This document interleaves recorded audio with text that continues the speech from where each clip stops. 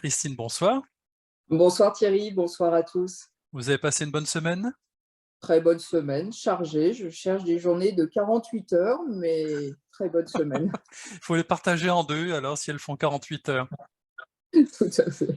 Alors aujourd'hui, on va essayer de ne pas dépasser les bornes puisqu'on va parler de bornage, c'est ce que vous nous aviez dit la semaine dernière et le Oui. bornage, le bornage se fait, sur des terrains, dans des forêts et cetera. Existe-t-il, des textes de loi? J'imagine que oui. Il n'existe pas des, mais un texte de loi Ah, dans le Code civil. Et ce texte, on le retrouve dans un chapitre consacré aux servitudes qui dérivent de la situation des lieux. Donc le texte en question, c'est l'article 646 du Code civil, et lequel dispose que tout propriétaire peut obliger son voisin au bornage de leur propriété contiguë. d'accord. Qu'est-ce que le bornage en réalité? Alors, le bornage, en réalité, c'est l'opération qui consiste à fixer la ligne séparative entre deux terrains contigus au moyen de marques matérielles que l'on appelle des bornes. L'existence d'une clôture entre deux parcelles, entre deux terrains, n'empêche pas, en principe, une demande de bornage.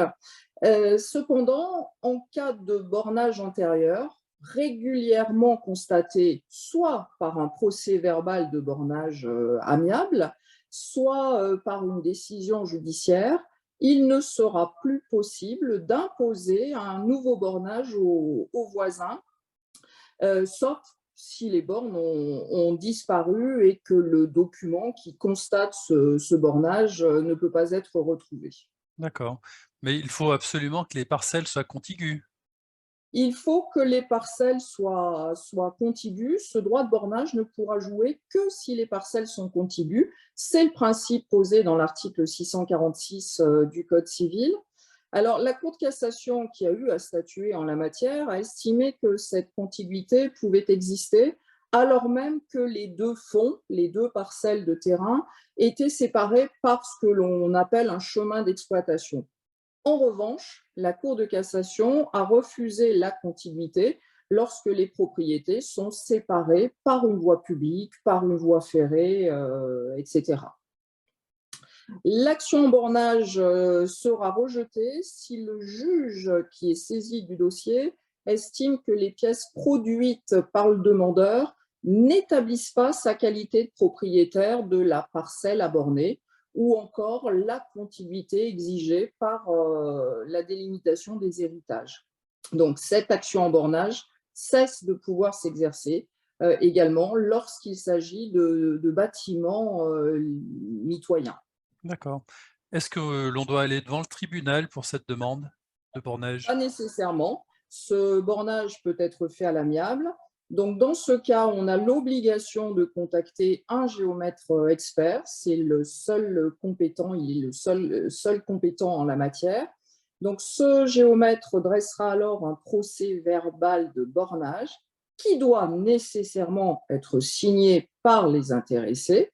Et afin que ce procès-verbal de bornage soit opposable au tiers, je vais revenir sur cette notion, il faut qu'il soit publié à la publicité foncière, ce que l'on appelait précédemment la conservation des hypothèques.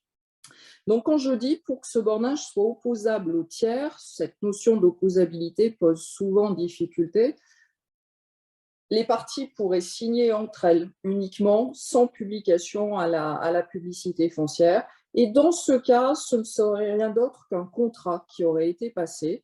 À partir du moment où une des parcelles changerait de propriétaire, ce nouveau propriétaire ne pourrait pas se voir opposer ce PV de bornage qui n'aurait pas été publié à la publicité foncière. Donc, il est impératif que ce bornage soit publié à la publicité foncière.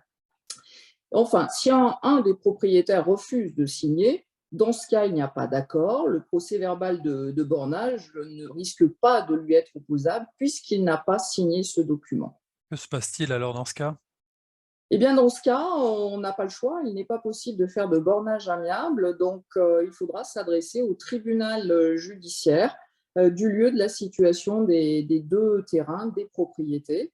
Donc, c'est le juge du tribunal judiciaire qui appréciera souverainement la valeur des preuves produites par les intéressés et éventuellement l'utilité d'une mesure d'expertise, d'instruction.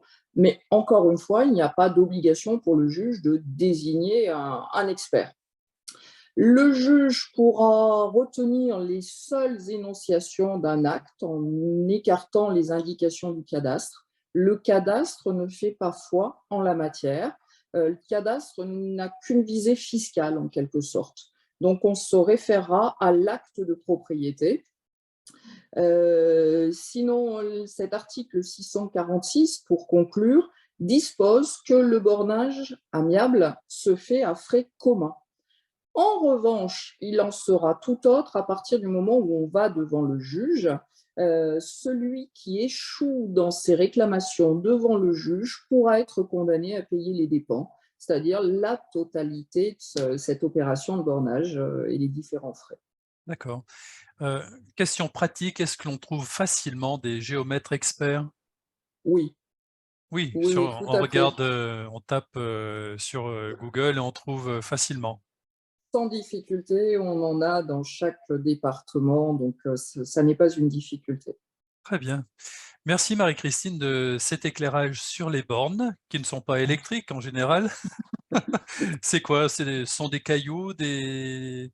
Alors, dans l'ancien temps, on va parler comme ça, on avait effectivement des marques particulières, des tuiles à l'envers, des cailloux, des pierres rondes qui servaient de bornage. Aujourd'hui, ce sont des pieux, en quelque sorte, orangés et que l'on peut difficilement retirer du sol. Oui, Mais on arrive quand même à les retirer, on le voit fréquemment. parce que dans les campagnes, pendant la nuit, souvent, il y en a qui déplaçaient les bornes lorsque Elle, c'était elle des bougeait pierres. un C'est Elle ça. bougeait un peu, ces bornes, tout à fait. Voilà, d'où l'expression, à mon avis, dépasser les bornes ou peut-être déplacer les bornes, là, du coup. Oui. Voilà. Si vous avez des questions qui peuvent être réglées rapidement, 2-3 minutes par Marie-Christine, vous n'hésitez pas à nous écrire, contact@42tv.fr. Et de quoi allons-nous parler la semaine prochaine? Alors, un sujet complètement différent. Est-ce que je peux payer ma baguette de pain avec un billet de 100 euros? Quels sont les moyens de paiement que je peux utiliser? Est-ce qu'on peut refuser un chèque? On voit parfois des petites affichettes paiement par chèque refusé. Donc, j'ai songé à ce sujet. Alors, est-ce que vous pourrez rajouter un petit truc dans votre chapitre? Est-ce que l'on peut payer n'importe quelle somme avec le sans contact? Parce qu'il y a certains endroits où, en dessous d'une certaine somme, il est refusé. Alors, je regarderai tout cela. Merci Marie-Christine, je vous souhaite une bonne semaine. Bonne semaine à vous également, bonne semaine à tous et à Bonne la semaine semaine à prochaine. tous, à la semaine prochaine.